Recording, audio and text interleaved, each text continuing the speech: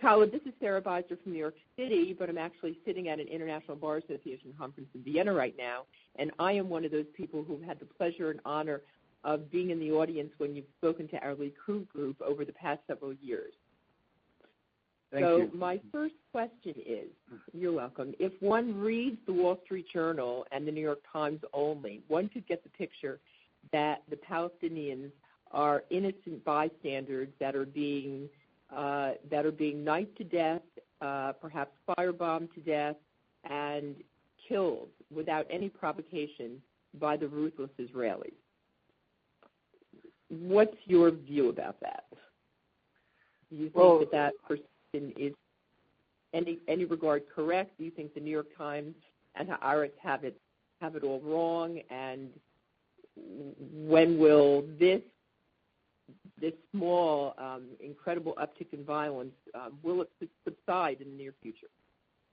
Yeah, well, Sarah, I've been working with the international media for many years, and I really can't say that the problem is only Haaretz and the New York Times. There is a very serious problem with the way the international media has been covering this conflict for many, many years. And for those who have heard me speak and those who have been following my writings over the last decade or so, I mean, they know what I'm talking about.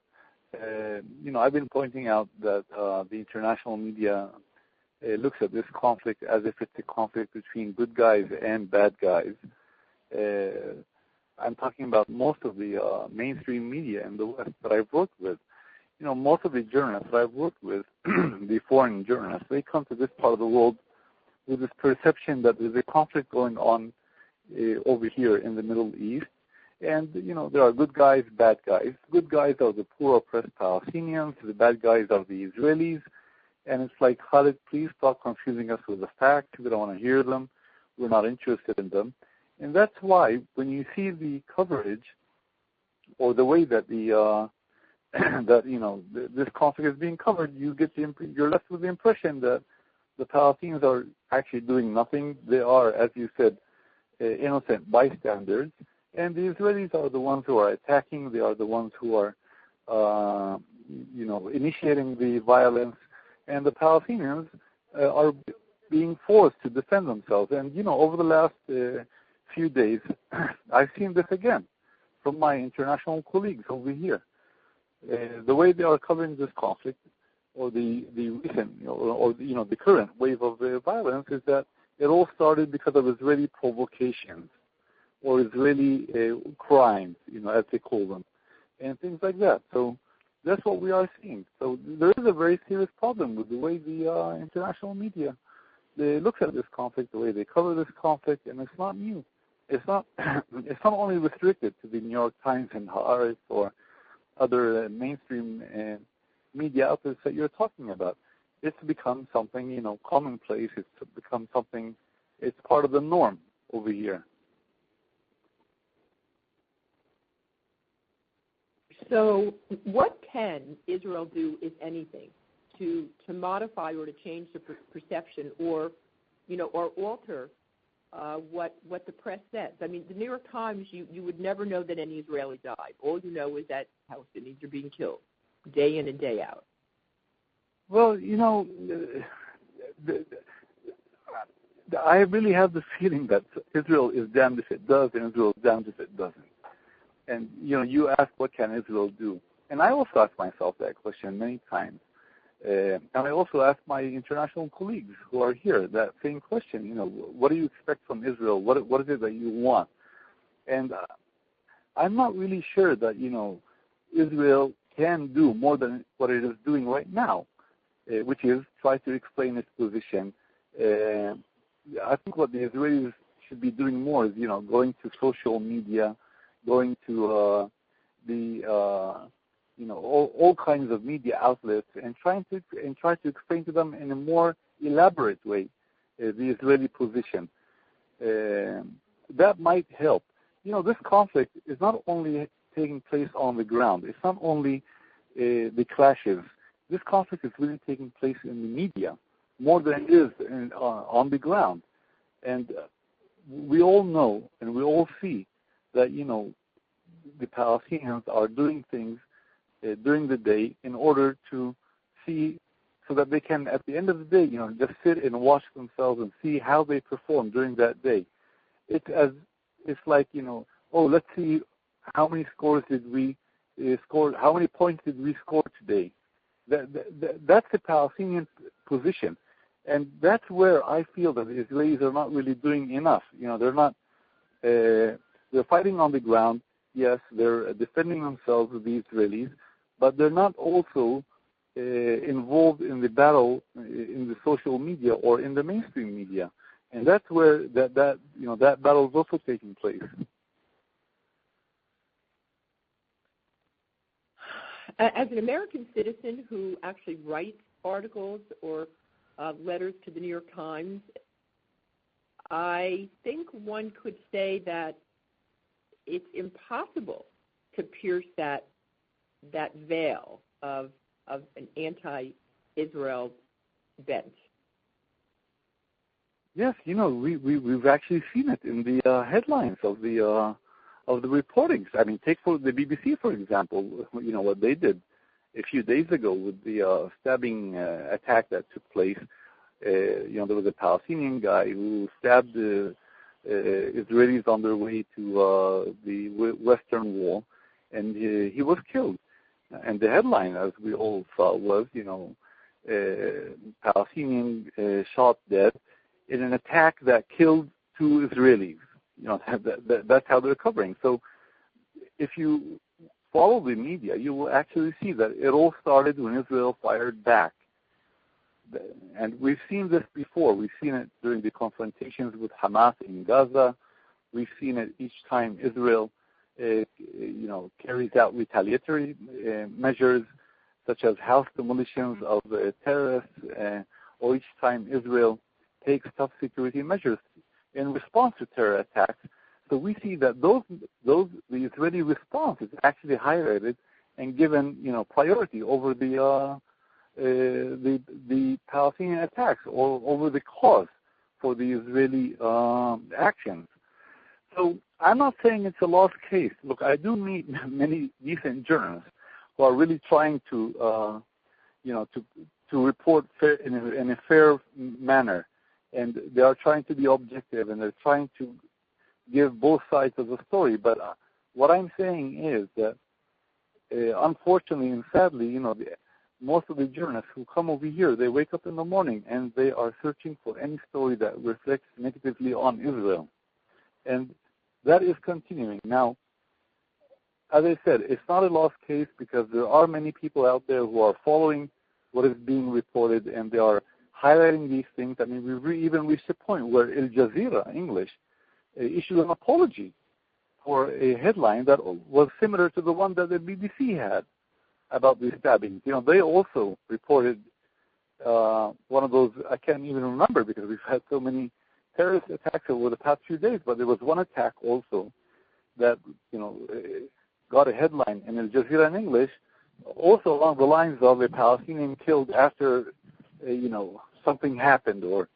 So we saw that when there were protests and there was an outcry and there were many people writing, to Al Jazeera, we saw that Al Jazeera actually issued an apology. The BBC has yet to apologize, and I don't think they will apologize, by the way. But this just shows that, if people are alert and they really care and they point out these things, then there can be change. Khaled, we have a variety of questions that are coming in right now over the email. One from Michael Waterman in California, and he says that he had the pleasure of meeting or hearing you speak 2 years ago at an AIPAC event in Los Angeles, and he knows that you understand the situation from the Palestinian viewpoint better than just about anyone else. And his question is, are there many Palestinian moderates with whom a workable two-state solution could succeed? And if so, how could these moderates be encouraged and supported? To talk about moderates these days sounds laughable. I mean, to be honest with you, there is no room for moderation today. with all the incitement that is taking place. We have, in the Arab world and in the Palestinian world, we have delegitimized Israel, demonized Jews, to a point where it has become impossible to even talk about peace with Israel or with Jews. And I'm referring here to the massive campaign of incitement that has been taking place in the Palestinian media, in the Arab media, and in other media. There are moderates, of course. There are moderate Arabs and there are moderate Muslims who believe in the two-state solution, who believe in Israel's right to exist. But I have to admit that these moderates represent a tiny minority of people in the Arab and Muslim world because of this incitement, this indoctrination that is continuing in the mosques, in the media, and in the public rhetoric. Khaled, Hal Brill from New York City asked whether you believe Israel has to freeze buildings in Jerusalem to bring about peace talks with the Palestinians, or even worse, in order to have U.S. support Israel in the UN. You know, Sarah, this conflict is not, again, this conflict is not the result of construction in Jerusalem. It's not about another 23 apartments being built in Jerusalem or a new neighborhood in a settlement in the West Bank. Those who think that this conflict is about settlements or construction of a neighborhood here and there, they're being naive. Was there peace before the settlements were built? I didn't see peace between Israelis and Palestinians. I didn't see the Arab world accepting Israel's presence over here. To say that this is about settlement construction or things like that is making a very naive statement.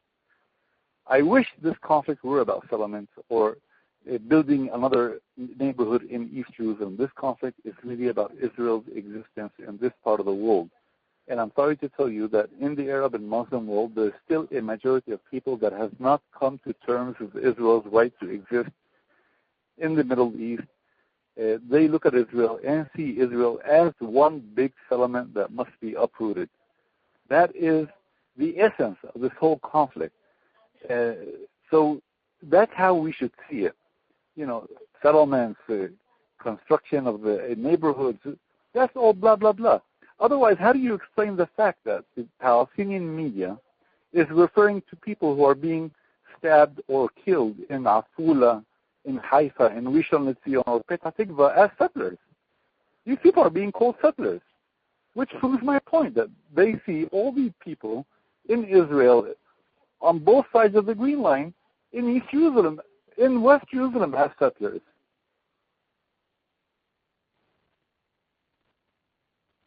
So given what you say, from the Palestinian perspective, do you think that this is the beginning of a third Intifada? And would you say the incitement is overt or muted? And the third part of the question is, has Abbas become irrelevant? So, look, short questions. Is this the beginning of the third Intifada? Is the incitement from Abbas overt or muted, and is Abbas irrelevant? Look, let's start with whether this is a third Intifada or not. Well, I don't like to use these terms because we've had daily attacks against Jews over the past few years. Stone throwing incidents, petrol bombs, drive-by shootings. What we're witnessing over here is just an escalation of a wave of terrorism directed against Israel. It's not a mass movement yet, but it's people waking up, young men waking up in the morning, incited, and they just go out to kill the first Jew they meet in the street. Why? Because they're being told by their leaders, by their media, by their governments, that the Jews are defiling the holy sites. The Jews want to destroy the Aqsa Mosque. President Mahmoud Abbas himself said just 2 weeks ago, he said, we won't allow the Jews to contaminate with their filthy feet our holy sites, the Al-Aqsa Mosque. I mean, if that's not incitement, what is incitement? So if you're using all these words and all these terms, then don't be surprised that people wake up in the morning, these young people, and they go out to kill the first Jew they meet in the street. And let's go and watch Palestine TV out of Ramallah. Let's go and watch it for 5 minutes. If you do that, you will take a knife and stab the first Jew you meet in the street.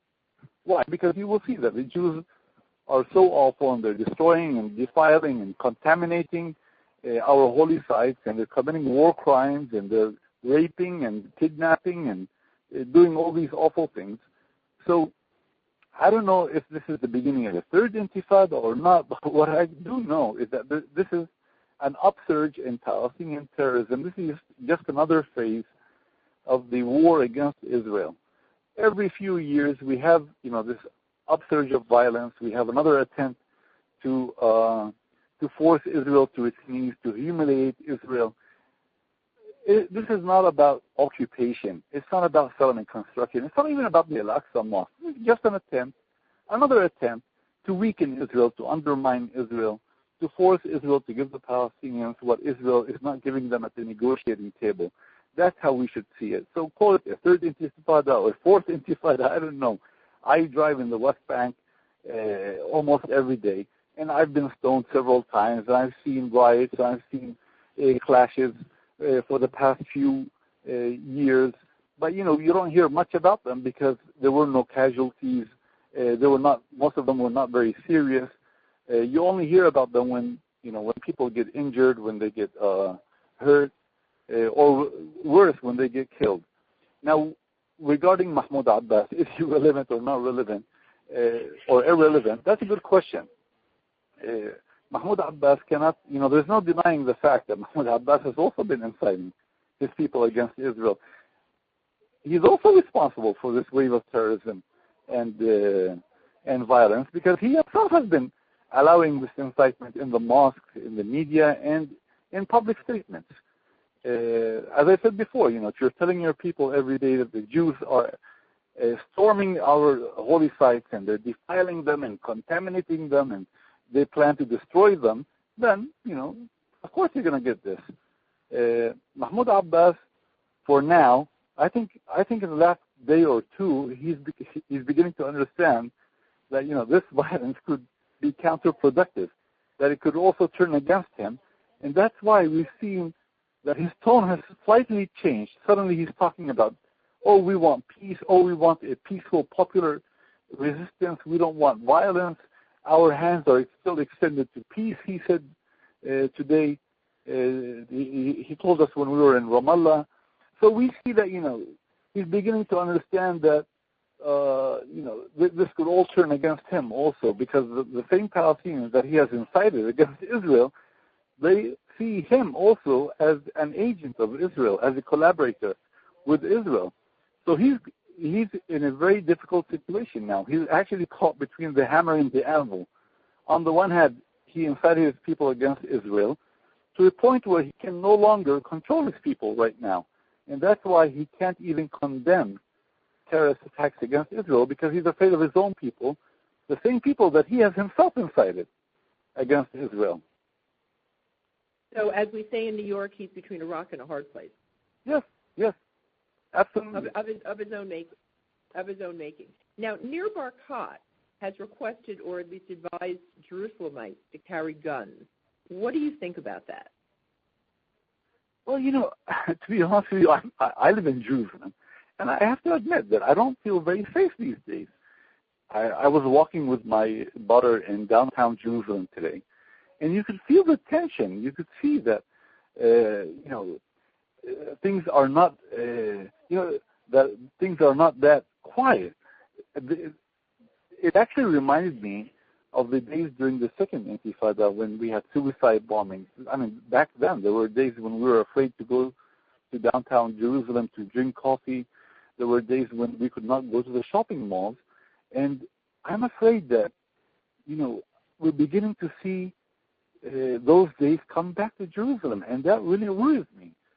Now, I can understand, Barakat is saying carry guns. I can understand why. He's not saying carry guns and go out and shoot randomly, at Palestinians. But there is a sense of lack of security. People don't feel secure anymore. And I, as a resident of Jerusalem, I have to admit that I don't feel secure. I don't allow my children anymore to go out at night right now. Until 2 or 3 weeks ago, they could go out. They could go to downtown Jerusalem. They could go to any restaurant, or they could go to their friends. But now, I ask my children to be home by 8 because it's not safe out there. And what about your wife? How does she feel walking the streets? Is she concerned? Of course. We're all concerned. The same applies to her. She also goes to work in the morning and comes back. And, we don't know. It's not only us. Everyone living around here is very worried. You see these people going out to stab the first guy they meet in the street. And, how can they tell? Today it's even not easy to differentiate between a Jew and an Arab. Many of us look like each other, and you just don't know. Some of these incited young men, they just attack without even asking. So we're all very worried, as I said, including my wife, of course. Switching gears a little bit, let's talk about Russia in the north. Does the presence of Russia in the north complicate, and to what extent, a future Israeli response against aggression by Hezbollah? And I should add that my husband actually just emailed me from New York, and he said that apparently one of Russia's cruise missiles aimed at Syria ended up hitting Iran. Yes, we've heard that one or probably more than a cruise missile fired from the Russians has mistakenly hit Iran. But again, we have so many problems inside Israel and in the West Bank and East Jerusalem that these stories have temporarily disappeared. But we look at what's happening in Syria and we see Russian involvement, and we're not even sure if it's good for Israel, if it's bad for Israel. People are just watching it, and it's really confusing because we no longer know who's against who. I mean, who are the Russians fighting over there? Are they fighting ISIL, or are they fighting Assad's secular opponents, or and what are their real goals, and where is the U.S. in all of this?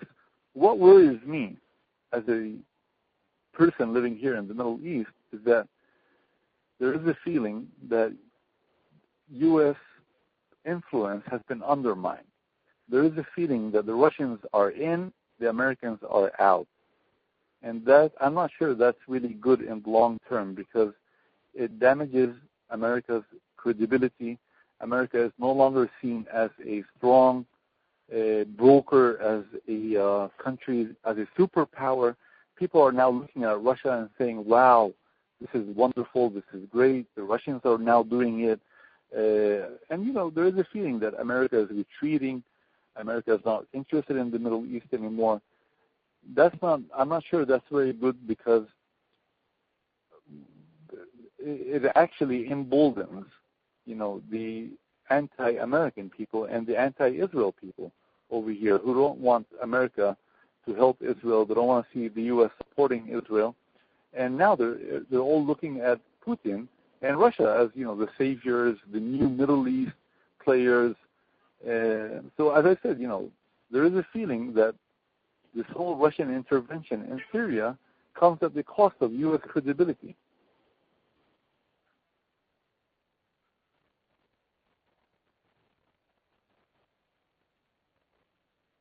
Sarah? No, I'm sorry about that. Khaled, I am sorry, but I know that it's already 10 o'clock here in Israel, and I promised you that it would not be more than 30 minutes, so I want to thank you for the time that you've taken to give us your insight and your comments and thoughts about what is going on here in Israel. I want to also let everyone know that you will be addressing us in person here in Israel during our next upcoming leadership mission to Israel with AFL, coming up at November 1 to 4, and you and I are going to you're going to determine exactly when during those 4 days that you're going to be addressing us. But we do encourage everyone who has not yet joined American Friends of the Good to do so, and to please join us on our mission and our upcoming calls and briefings, these exclusive briefings. And again, Khaled, thank you so much for taking your time. We look forward to seeing you again, not only in Israel, but certainly when you travel to the U.S. as well. Thank you very much, and take care. Thank you. Yes, All the board team. Thank you, Khaled. Yeah, thank you, Adam. Thank you, Sarah. Thank you. Thank you. Good night all. Bye-bye. Bye-bye. Bye-bye.